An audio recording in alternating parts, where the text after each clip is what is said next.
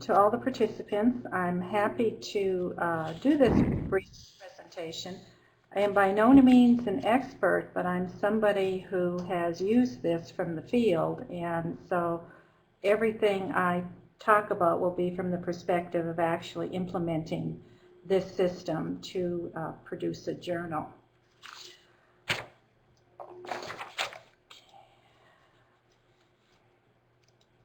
So what is the Open Journal System?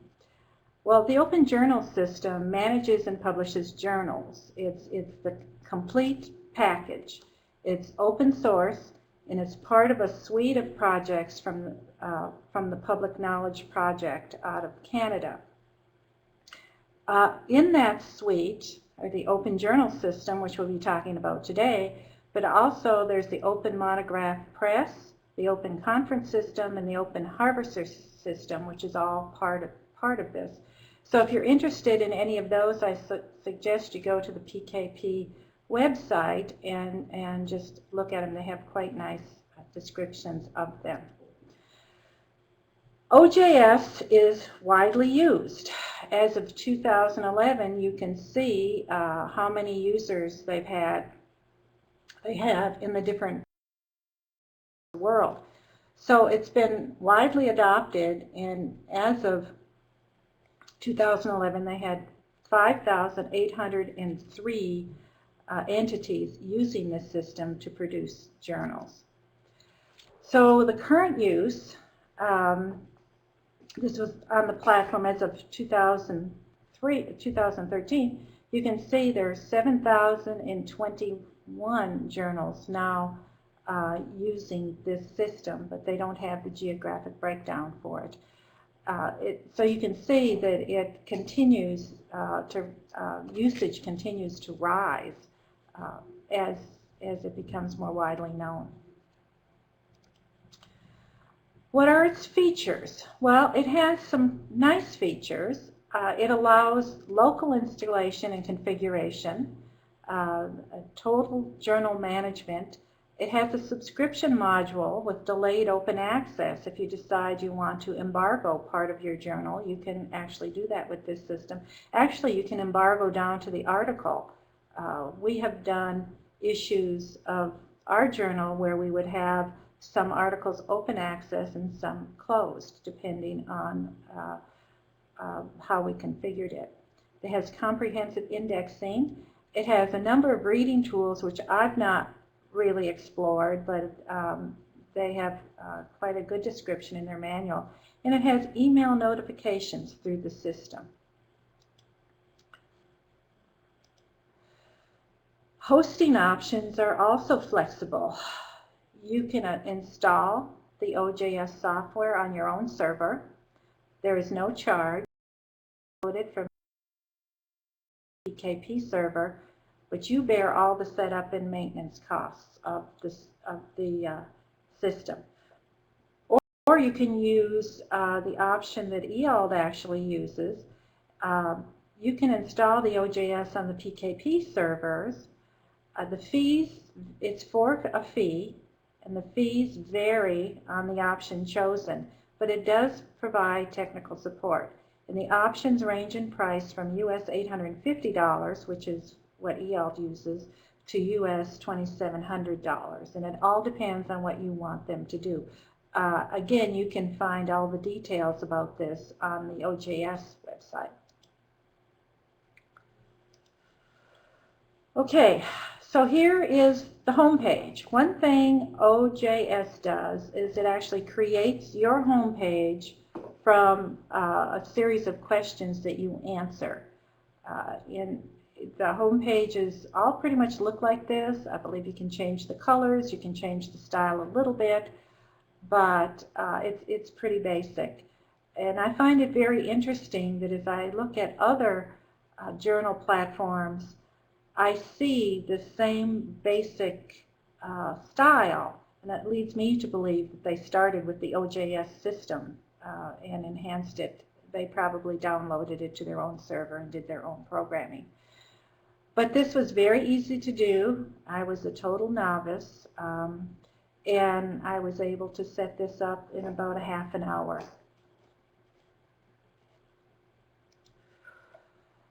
It allows you to really manage your journal, and as site administrator, you have really two separate functions on this system. You have site management, where you're dealing with the look and feel, the languages, how users can come in. Let's see here. It allows for the division of labor. The site manager is responsible for the overall administration of the OJS, and the journal manager manages the journal formatting and all the users. So it can be the same person, or it can be two different people managing the system.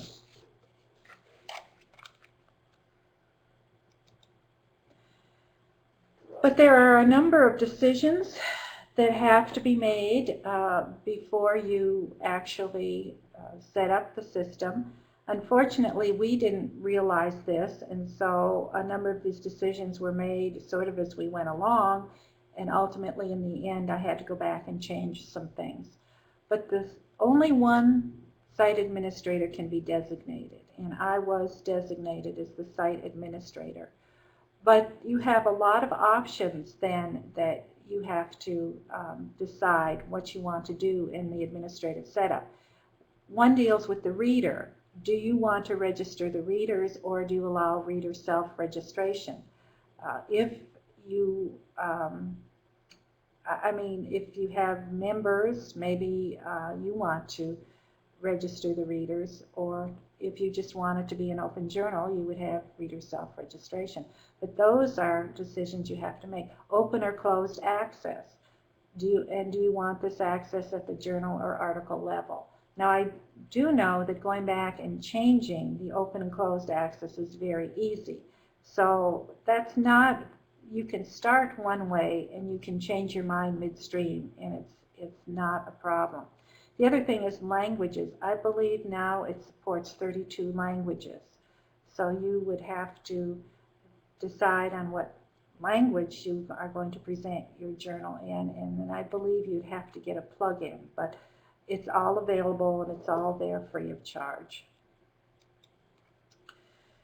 As the journal manager, you have to decide how the layout of the journal. Then you also have to decide the user roles. That is, what permission levels are you going to give to, for instance, authors to get into the system? What permission level are you going to give reviewers? What permission level does the layout editor have? These are all things that at the onset I think should be laid out. They weren't. We did not do that, and it caused some difficulties. You can, add default emails. You could add in forms, and then you can also gather statistics from the system if you include. For instance, if you have Google Analytics on your website, if you want to include the journal in your Google Analytics, there is a place to put that number in.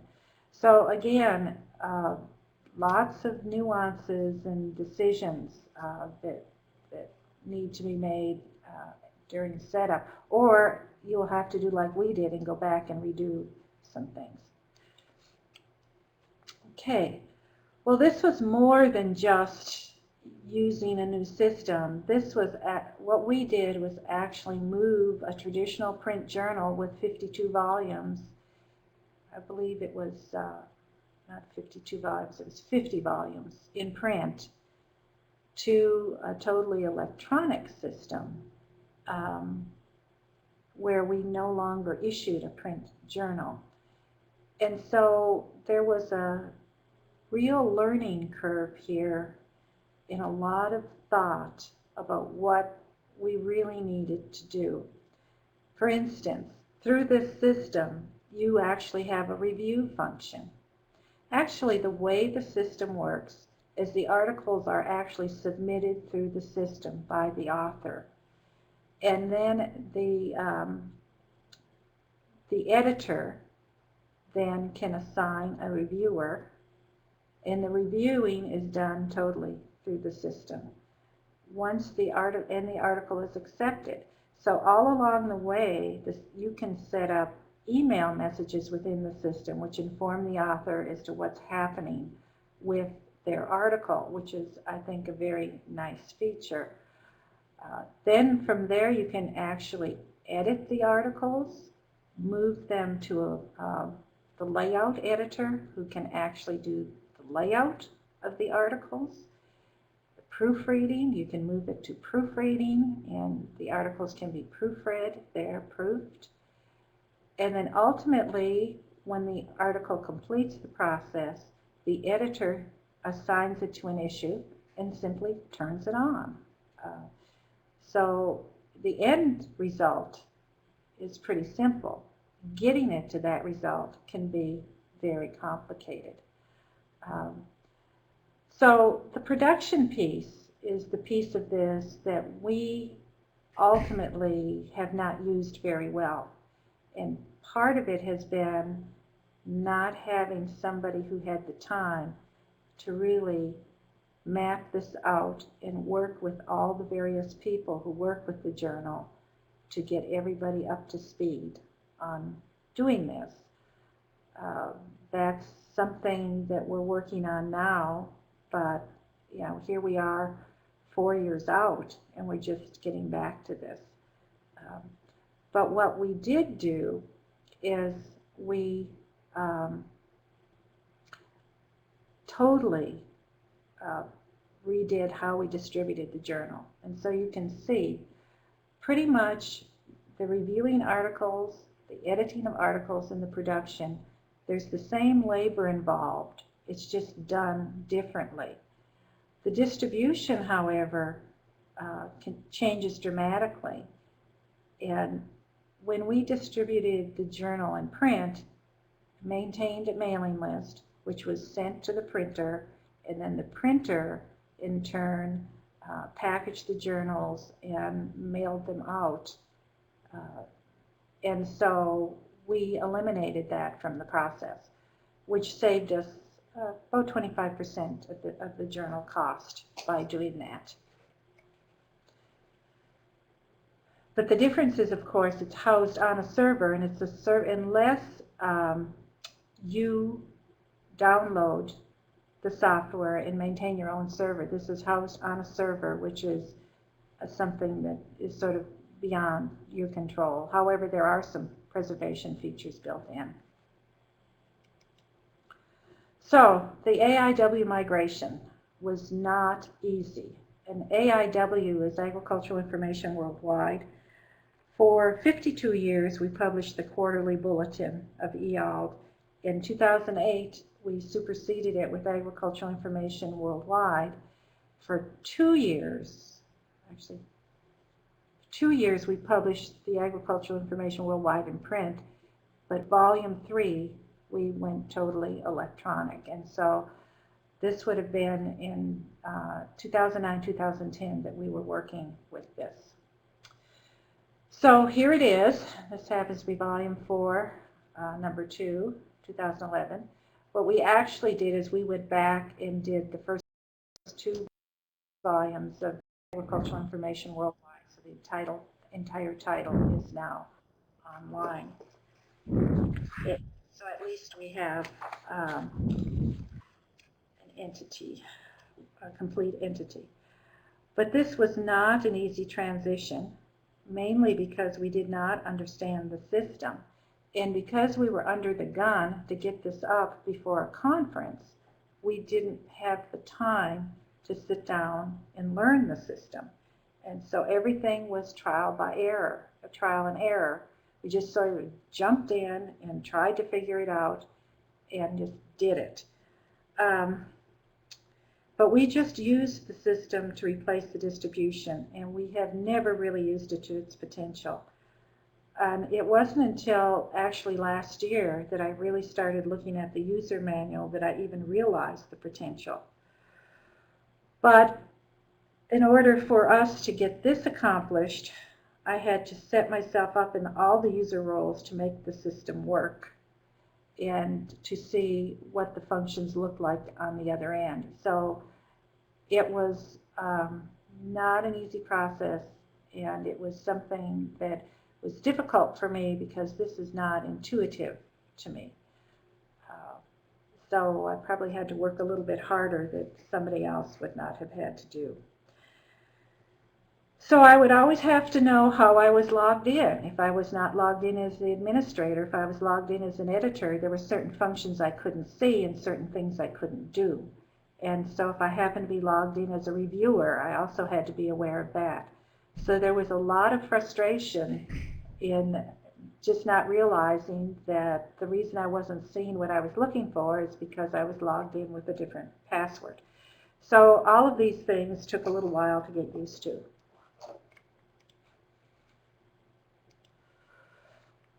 So here is the contents to 2011, and each of these are loaded individually.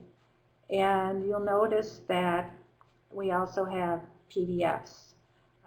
One thing that we've done a little bit differently here is we have, you'll notice also these are in multiple times. And that's because we have abstracts in multiple languages. And I was trying to figure out how to be able to put in the titles in the different languages. So say a French-speaking person could come along and would see the title in French and then be able to get to the abstract. So what I wound up doing is actually loading, each article has 3 records, but the PDF is attached to the article that is to the abstract of the language of the article. So if this article happened to be in Spanish, we would have the PDF attached to the Spanish title. It's difficult. I wish there were a better way. I have not really been able to figure out how to do this differently. Mainly it was to get the user to the abstract, and we actually edit the abstract to make them descriptive, and then we have them translated. So whoever is looking at the abstract really knows what the content of the article is, and they know whether or not they want to pursue it. So that was a difficult piece for us to deal with. The other thing was we had so many libraries that still wanted a complete issue. So basically, when this is done, and this is actually typeset independent of the system, the typesetter does each individual article, and then at the end he actually pulls together the entire journal, and we have a complete issue.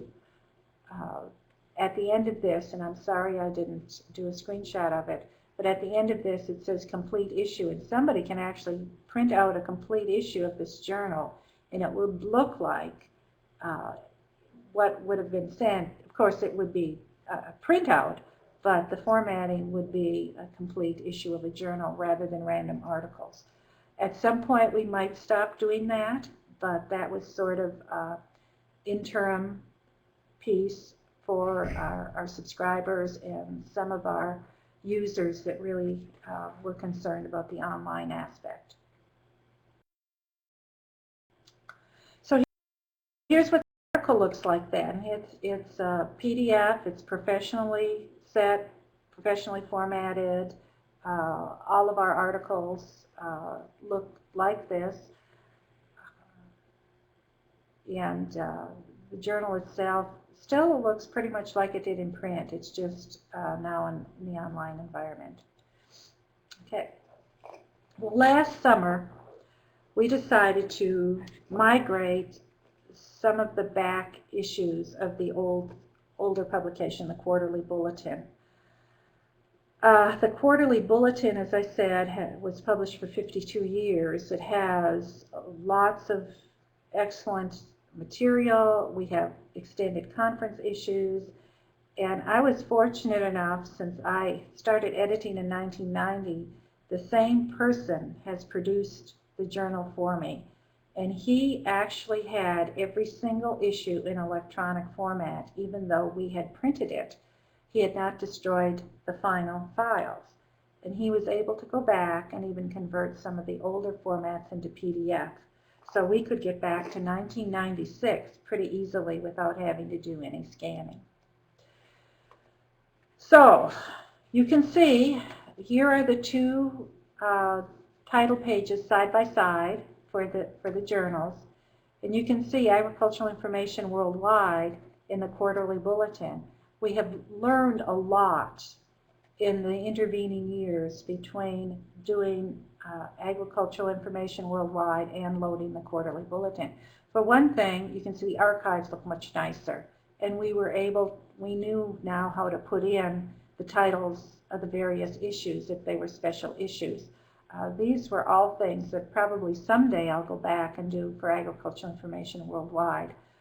But again, we had learned so much in the intervening years that this was not as difficult to do. However, with the quarterly bulletin, I did not load all the abstracts separately because it would have taken us too long to chunk them out. So that we don't have each article entry in here 3 times for the quarterly bulletin. Well, what did we learn? We learned a lot. We learned that we have to think through the entire process from start to finish, which is actually what we did with the quarterly bulletin when we decided to load these files. In fact, it took us about 18 months to get those issues in because we mapped it out, and we had people doing processes each step of the way and worked our way through it. So once we really started it, it went pretty quickly. The other thing is learn everything you can about the system before you begin. The documentation for the Open Journal system is quite good and thorough. And there was there is a good, I think it's a user bulletin board or whatever they call them now, where you can just put out questions and other users will answer. Sometimes the people overseeing the software will answer. But you should really see what it can do and then decide what you want it to do for you. You don't have to use all of the functions as we learned, but I think if you do use all of the functions, it's a much smoother process. You can divide up the duties. The system lends itself well to that. Different people can have different roles. So you can actually, have somebody who handles all the reviews, and then they would be the ones that could that would deal with the reviews, and their login would give them permissions in the system just where they needed to be. So that is something that I think is very worth the investment. And then you need to heavily promote it to your users so they know where to find the journal. Now, if you were to search Agricultural Information Worldwide on Google, our journal is the first thing that pops up. And then, of course, it'll just take you over to the PKP server and take you to the journal. But, that may not be the case with some other journals. So you're going to have to let people know where it is. But it would be the same if you were to migrate it to any spot.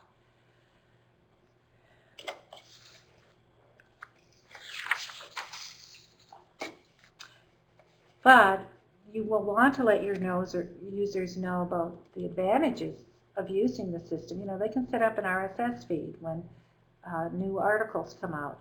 They have lots of nice reading tools if they're configured. For instance, hot links within the articles and ways to get out to other material. Again, the system is very powerful, but you have to know how to set things up to be able to take advantage of them.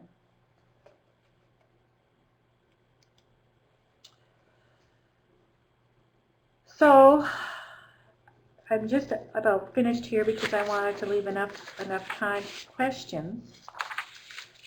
But there are always costs associated with anything, and open access does cost. AIALD is not an organization that is flush with money.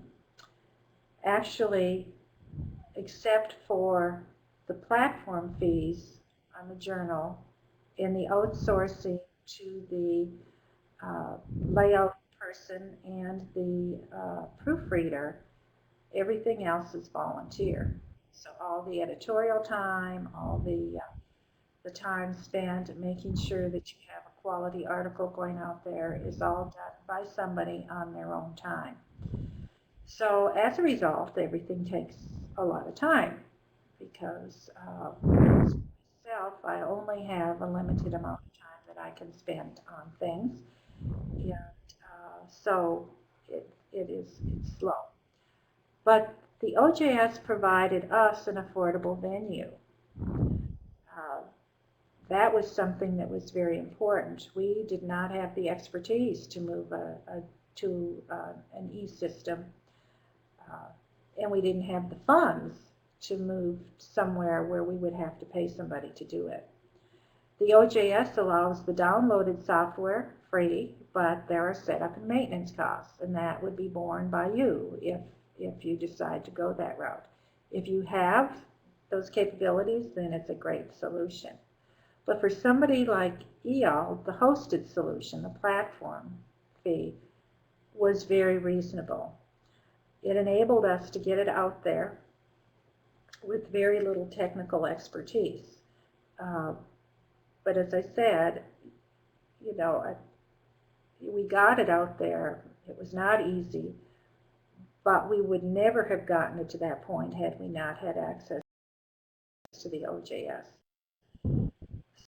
So it was a perfect venue. The other thing about the OJS that's nice is you can set up subscriptions. And so if you do have a subscription-based journal, it can run through the OJS. The other thing is you can actually set it up so if you want to recoup costs on articles. So if somebody wants to download an article and you want to put a fee on the article, you can in fact do that through the OJS. So it has quite a good subscription manager and fee manager as well.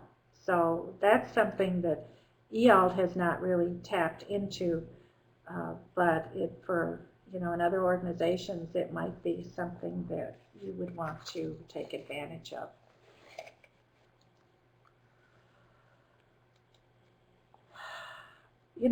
Producing a quality journal is not inexpensive. If AIALD had to pay for all its services, we could not afford to put out the journal at all. It's only because we have people around the world, experts in the field, who are willing to review for us. We have people who are willing to do the editing. I'm fortunate in the layout person is the same person I've worked with since 1990, and so it's not as expensive for us anymore because he knows what to do, and he and I communicate very well. And so we can really expedite things. Unfortunately, our proofreading, we had an excellent proofreader who worked for us for many, many years, and again, was just a quality person and had a master's degree in a field in agriculture, so she was really able to really do quality proofreading, passed away unexpectedly, so we're starting from scratch there. But a quality journal demands both quality editing and production, and the distribution venue, something like the OJS, doesn't replace that.